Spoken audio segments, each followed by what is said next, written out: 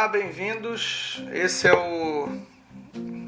Não sei qual que é, porque esse programa a gente está gravando para deixar um de backup. Esse é o podcast, literalmente, Rafael. Isso a gente pode dizer com toda certeza. Esse é o podcast literalmente, é porque eu sempre falo esse é o episódio tal do podcast literalmente. Mas enfim, vocês entenderam. Hoje nós vamos falar de livros decepcionantes.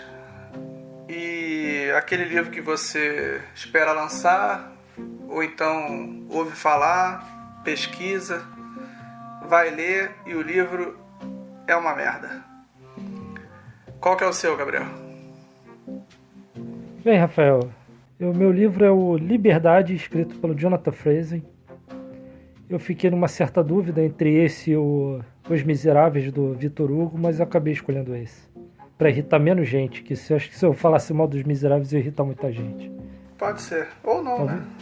Acho que ninguém leu Os Miseráveis, pra ser sincero. Os Miseráveis é a montanha mágica do Thomas Mann, que todo mundo desiste na estrada, quando ele tá subindo a estrada.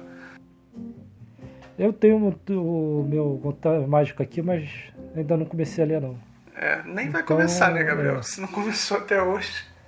Eu não sei, esse podcast está forçando a gente a ler livros que a gente nunca imaginou ler, né, Rafael? Sim. É uma boa, foi uma boa iniciativa da sua parte. Parabéns. Hein? Bom, o meu é o On the Road, do Jack Kerouac.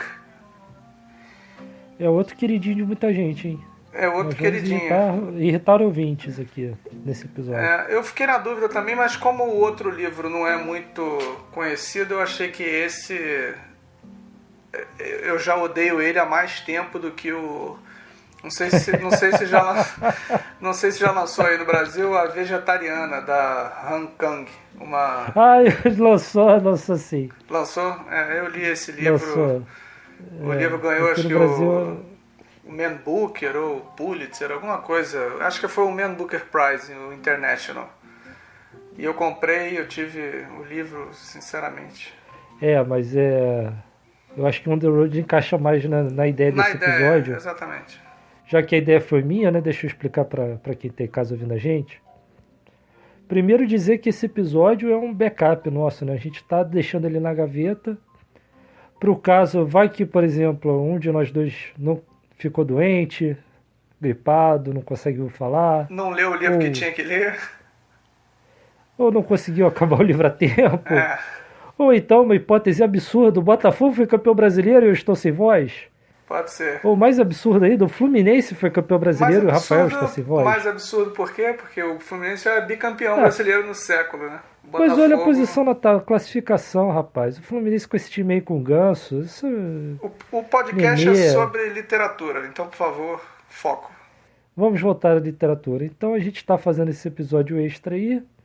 E se você está ouvindo isso é porque uma dessas eventualidades aconteceu. Então, agora vamos falar... Qual é a ideia? É justamente falar desses livros que a gente esperava muito e decepcionaram muito também. Sim, deixar claro que não é o pior livro que a gente leu, porque a gente leu merdas muito maiores do que essas, mas... Olha, mas no meu caso eu acho que esse, se não é o pior, tá ali entre os 3 piores. Sim, mas dos livros considerados bons, porque tem muita merda que você leu pior que isso, Gabriel. Admita. Sim.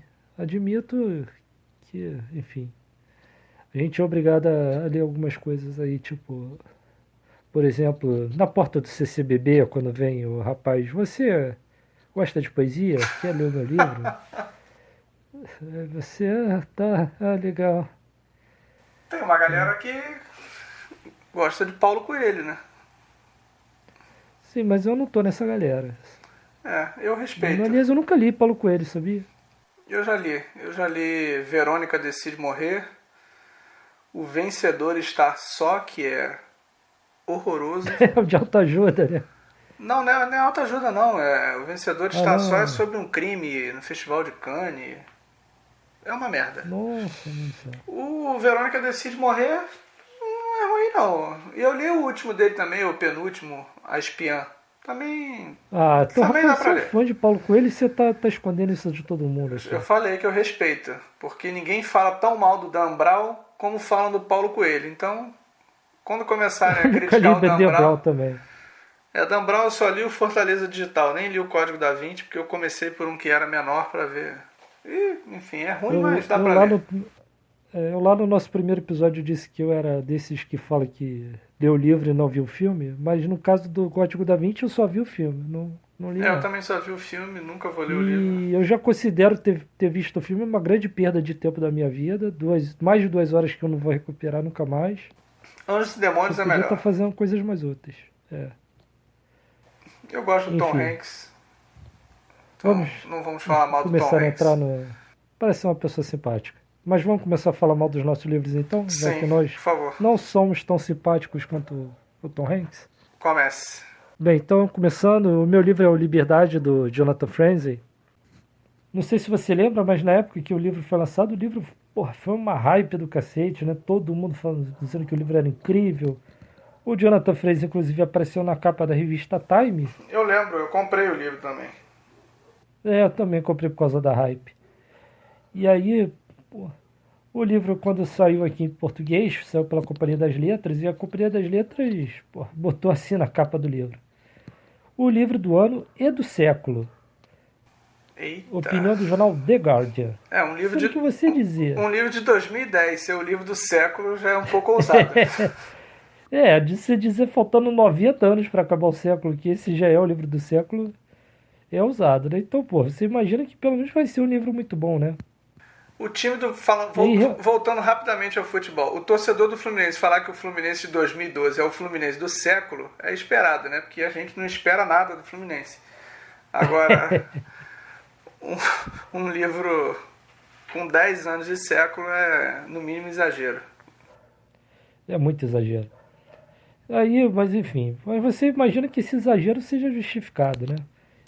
Então esse livro, por exemplo, vai contar a história de uma família americana, aquela típica família de classe média, que mora no subúrbio e tal. E aí o primeiro capítulo é sobre esses problemas, né, do subúrbio, as intrigas escondidas, né? Uhum. Então o primeiro capítulo é até bom, um pouco irônico, assim, engraçado, assim, bem escrito até. Então você imagina que o livro vai ser bom. Só que chega no segundo capítulo, Rafael, aí tudo desanda. Porque o segundo capítulo é a mulher falando dela mesma na terceira pessoa, né? A Patrícia. Então, assim, fica uma coisa voltando ao futebol, né? Fica uma coisa jogador de futebol falando dele mesmo, né? Aham. O José Wilson é um artilheiro, o cara falando dele mesmo, né? Aliás, o Dimba do Botafogo fazia muito isso. Eu tô acostumado aqui em Portugal já que eles falam, eles se referem a você falando com você na terceira pessoa. Não é a própria pessoa, mas enfim, é estranho do mesmo jeito. Enfim, aí é muito estranho, assim. E, Rafael, por causa desse livro, o Jonathan Franzen foi muito comparado a Tolstói, inclusive nessa matéria da Time. E você, lendo o livro, percebe que é porque ele realmente tenta imitar o Tolstói, mas é umas imitações muito alucinadas, assim. Então ele tenta fazer, tipo, sabe, o começo do Ana Karenina? Aham. Tipo, todas as famílias felizes se parecem, mas cada família feliz é feliz à sua maneira, né? Sim, sim. Então ele tenta criar essas frases definitivas assim que o Tolstói conseguia, que o Tolstói tinha talento para isso, mas o Jonathan Franzen não tinha talento para isso. Então ele faz umas frases loucas assim, tipo, o sujeito quando tende à infelicidade, se foi felicidade certa, ele vai ser feliz, assim, tipo, umas coisas muito loucas assim, muito Meu Deus. nada com nada. E essa personagem, a Patrícia, né, ela tá lendo um livro que é justamente Guerra e Paz, do Tolstói. Olha só. Que E ela coincidência. se compara a Natasha, porque no livro tem um triângulo amoroso, né? A Patrícia, o marido dela, que é o Walter, e o Richard, que é o triângulo amoroso do livro.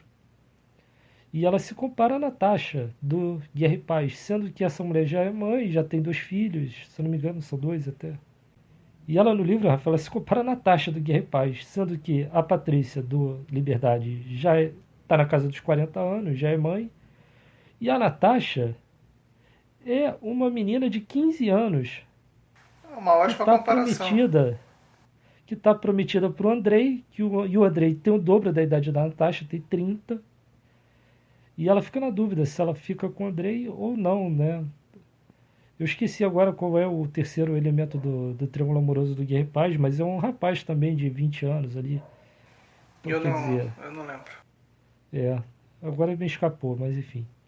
Mas ela fica fazendo ela se compara, sendo que ela tá ali com o marido, casada já, e ela tá na dúvida se vai com o Richard, que também é outro cara que tem a idade dela. Então ela não é uma menininha com dúvida se casa com um cara com o dobro da idade dela, né? Então, uma comparação completamente esdrúxula, não tem nada com nada. Enfim.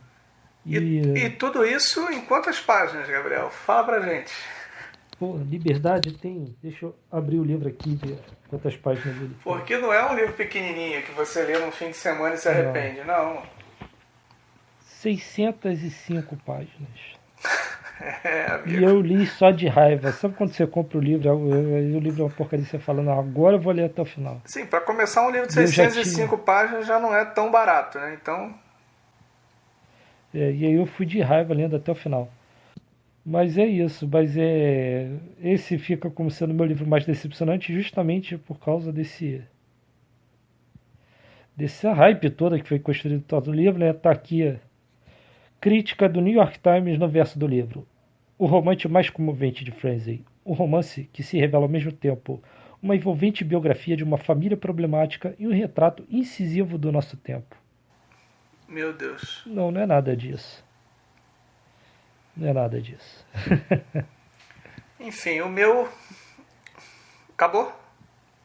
Acabei. Fica por aqui, já pistolei bastante. Tá ótimo, né?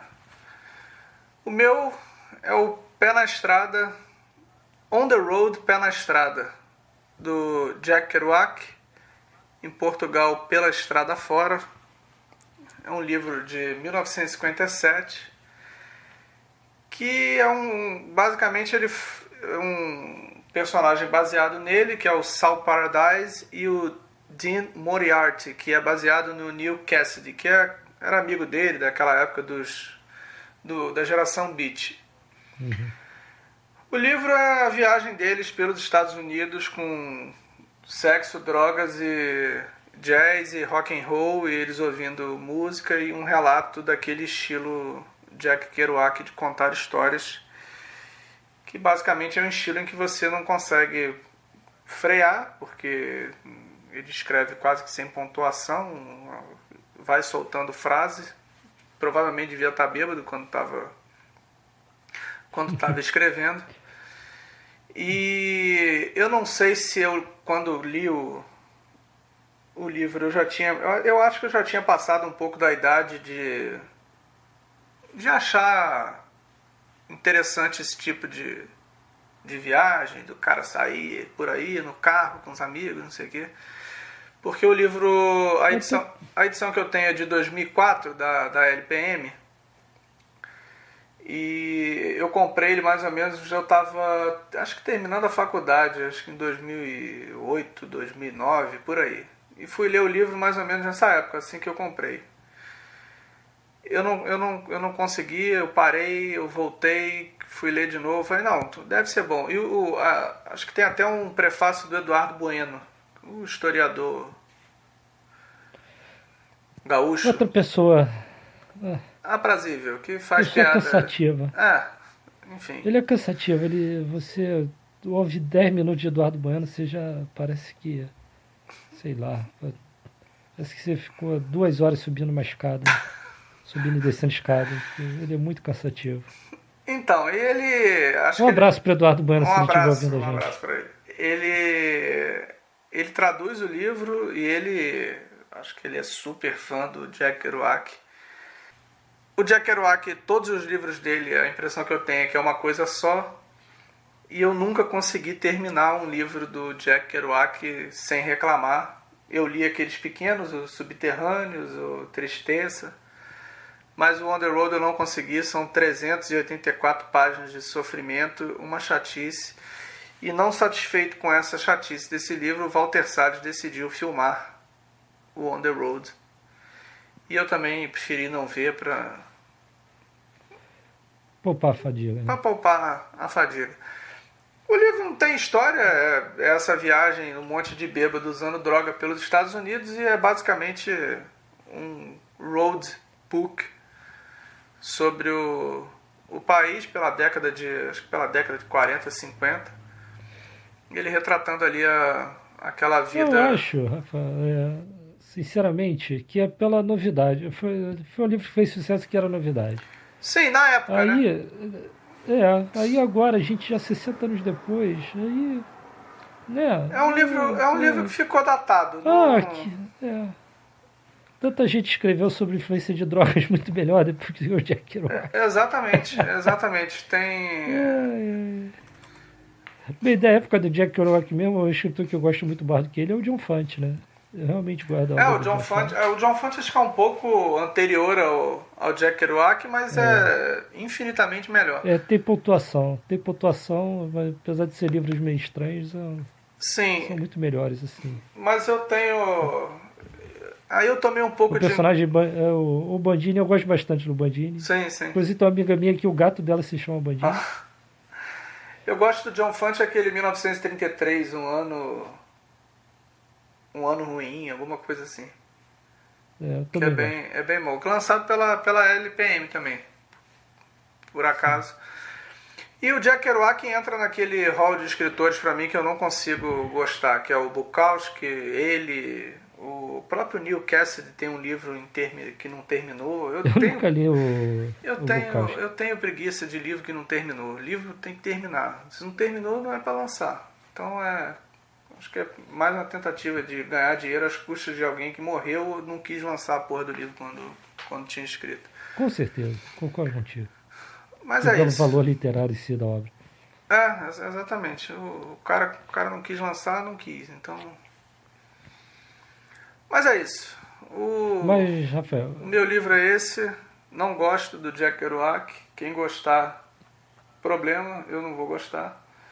Então, fica aí a minha diga crítica. por que você gosta, né? Acho que vale para os dois livros, né? Sim, sim. Quem sim. leu e gostou, apresenta, se quiser apresentar um argumento aí, a gente Eu aceito tenta. quase qualquer argumento. Mas como são livros que nem os dois, né? Nós não gostamos nem um pouco, eu acho muito difícil que Convencer. Eu a gente mude de nunca. opinião. Eu nem tenho o livro aqui pra, enfim, citar mais frases, porque eu vim do Brasil pra cá, então eu trouxe só. Eu trago, ainda quando eu vou aí, só o que me interessa, né? Como é um livro que não me interessa. Acho que eu já até doei esse livro pra É, alguém. Uma doação bem cavalo de Troia, mas tudo bem. Tem mais gente que gosta do não, que vai gente que a que pessoa odeia. gosta, né? Não, Pois é um livro. Tem muito mais gente que gosta do que gente que odeia, eu acho. E acho que se você ler ali até uma certa idade, até os 17, 18 anos, eu acho que é um livro. Você ainda tá impressionável. É um livro interessante, que pode causar ali uma novidade, mas enfim, de road book para road book, eu acho que eu prefiro daquele menino lá que foi pro Alasca e morreu lá Na envenenado. Natureza Selvagem eu li, Sim, eu sim. li esse. Esse é bom, não tem Mas nada a esse ver com. livro, não tem nada a ver, até porque ele não. Não é escrito por ele, né? Como é.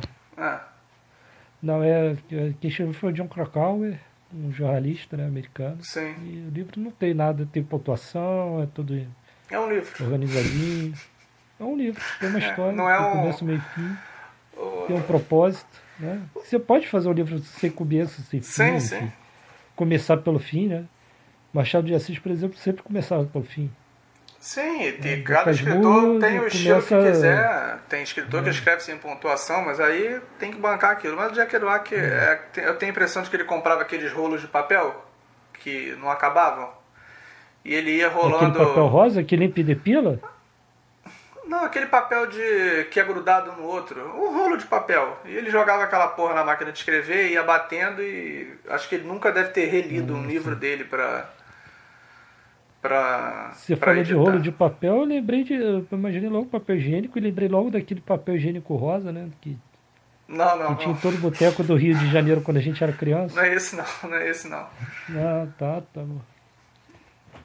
Que era o famoso limpa e depila. É o famoso rasga-cu.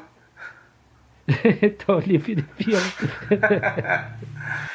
Mas enfim, é isso. Nosso episódio mais curto da história,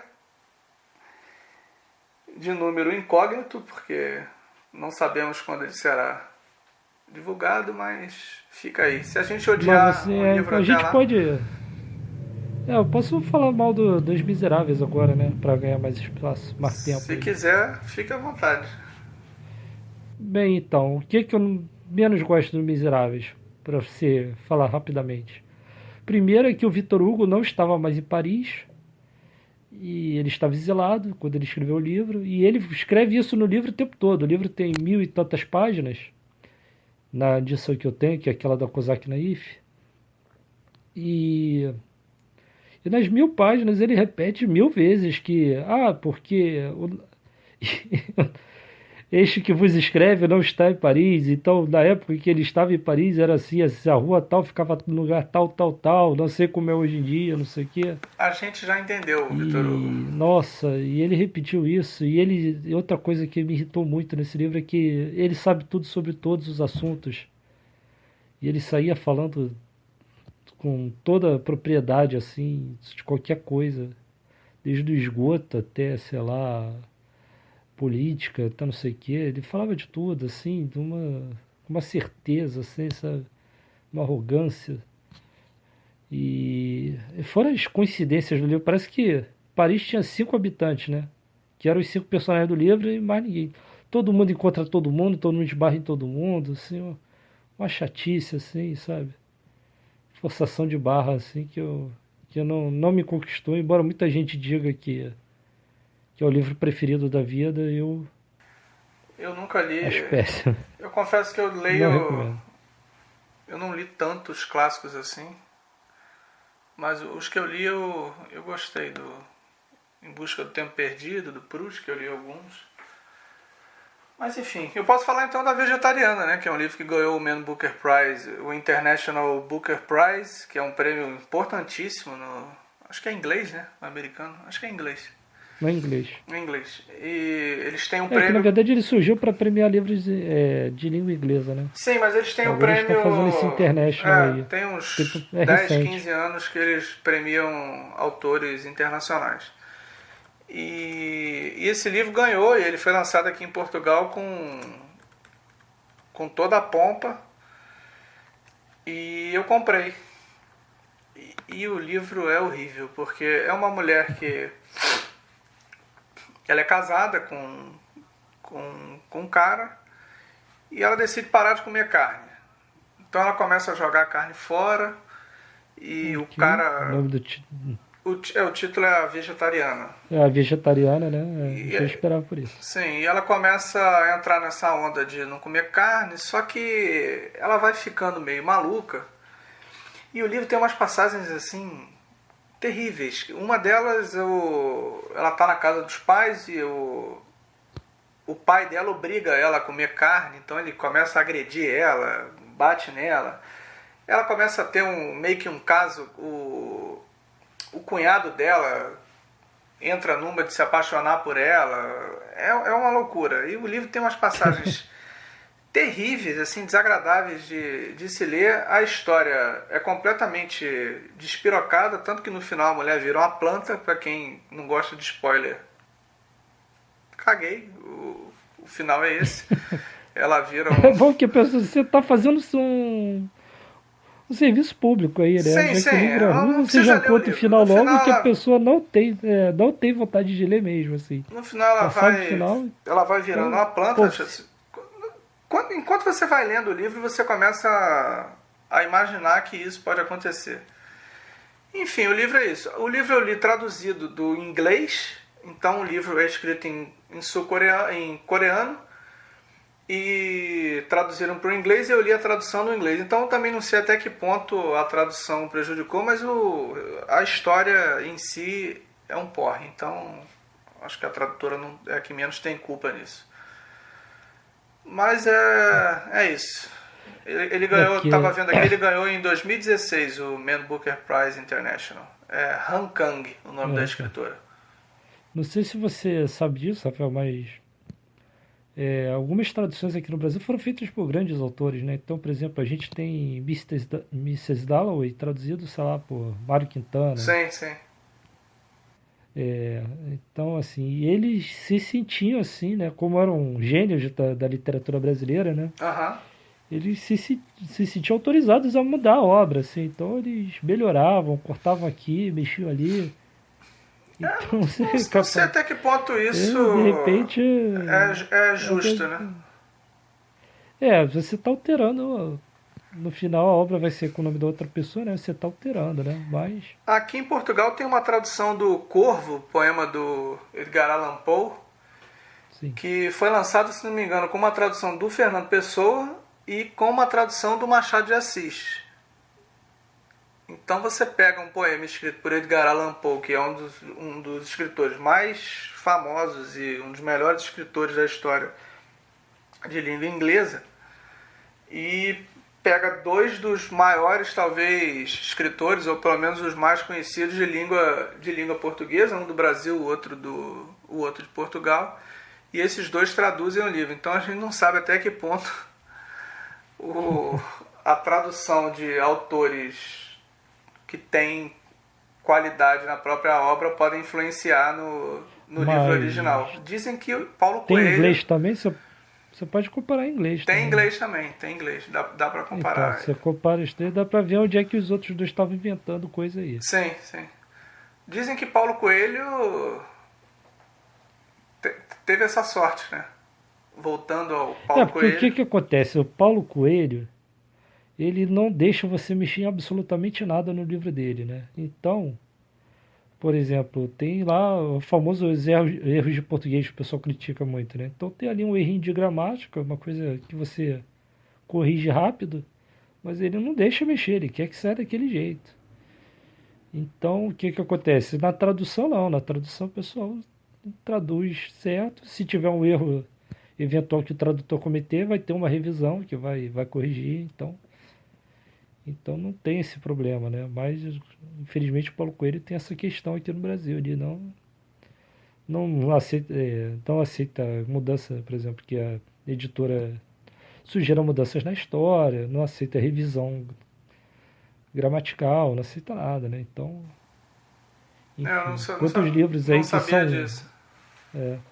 quantos livros aí que são bons livros que de repente o original era ruim E e o editor acertaram. ali trabalhou o livro junto com o autor e chegou a um bom livro, né? Uhum. A gente não sabe isso. É. Eu não. Os livros do Paulo Coelho eu acho que são livros despretensiosos que fazem o seu papel. O problema é que ele faz tanto sucesso, e o Brasil também tem esse problema, né? Às vezes quem faz muito sucesso no Brasil, as pessoas gostam de falar mal, mas eu li acho que 2 ou 3, os que eu citei aí mais cedo. Uhum. Mas ele era muito bom fazendo música, né? Com Raul Seixas. É, Aliás, funciona melhor. uma pequena propaganda aqui. Uma amiga minha tem um livro dele chamado A Canção do Mago, que é sobre toda a biografia musical do Paulo Coelho. É bem interessante. Érica Marmo. Não sei se ainda está à venda, não sei se o livro está esgotado. O livro é quase que uma biografia do Paulo Coelho e do Raul Seixas, mas é focada mesmo no Paulo Coelho. É bem interessante para quem gosta de Raul Seixas, principalmente. Eles têm muitas letras juntas e o livro conta os bastidores dessas letras que eles escreveram, de gravações que fizeram, da vida dos dois juntos. E o livro começa no início, depois vai pro fim e termina no meio, Rafael? Porque com o Raul Seixas a ordem é essa, né? Começa... Nossa, Gabriel. Agora... Não, o livro tem início, meio e fim. Não é início, fim, meio, não. Que piada. Piadas horríveis com Gabriel Benamor. É um dos propósitos desse podcast. Aliás, eu quero trazer, inclusive, um conceito que eu não estou conseguindo encaixar, que é o de expressões brasileiras traduzidas para inglês. Ainda vou usar isso nesse podcast. Sim, o bom daqui é que a gente não tem editor, então a gente pode falar o que a gente quiser. Qualquer coisa que a nossa falta de senso permitir. Tudo que a gente não pôde falar na nossa vida jornalística, a gente libera nesse no podcast. podcast. Então é isso. Exatamente. Ó, o livro dela tá à venda na Amazon, acabei de ver aqui, R$17,90. A Canção do Mago, a trajetória musical de Paulo Coelho, Érica Camargo. Sim, mas por favor, compre nas livrarias. Nós gostamos de livrarias e Sim. não gostamos tanto da Amazon. Olha, não sei se a Amazon patrocina a gente, né? Mas aí a gente pode até pensar se mudar de ideia. Olha, eu não vou te dizer que eu não gosto, mas no fim do mês eu gosto, né? Porque os livros na Amazon realmente são mais baratos. Não vou negar porque que... tem vezes que não dá pra evitar. Falando sério, eu realmente gosto de livrarias e eu tento comprar o máximo que eu posso em livrarias. Sim. Mas tem horas que não dá pra evitar. Por exemplo, enfim, o livro de R$120 que está sendo por 40, tipo, aí não dá, né? Por mais que você odeie o capitalismo, você acaba contribuindo. Porque no final você vive só nele. tem R$40 mesmo para gastar no Sim, livro. exatamente. Então é isso. É o meu caso. Você não tem dinheiro para pagar 120, tu vai ter que pegar lá a promoção de quem tiver mais barato e comprar. Não sou rico para gostar de livraria. Infelizmente, realmente não... Enfim, né? Tem horas que não dá. Você só tem R$40 para gastar mesmo. Se você não comprar o livro por R$40 na Amazon, você não vai comprar aquele livro. Exato. Então é isso. Então é isso. Depois de falar mal de 2 livros cada um, a gente vai encerrando por aqui. 2 não, Falamos 4, mal né? também 2 cada um, Rafael. 2 vezes 2, 4. Você já tá cansado aí e você não tá prestando atenção. São 4h50 da manhã em Lisboa. São 00:50 no Brasil. É isso. A não ser se você estiver em Fernando de Noronha, que aí é 1h50 da manhã. Ou... Se você estiver no Amazonas, são 11h50. E se você estiver no Acre, não faço a menor ideia de que horas seja no Acre. 10h50, porra. 2 horas a menos. Será? Sim. Vou ligar pra Marina Silva aqui e perguntar pra ela. Faça isso. Tchau. Chega. Um abraço. Então tá, tchau. Um abraço a todos. Chega. Valeu. Voltamos na próxima semana.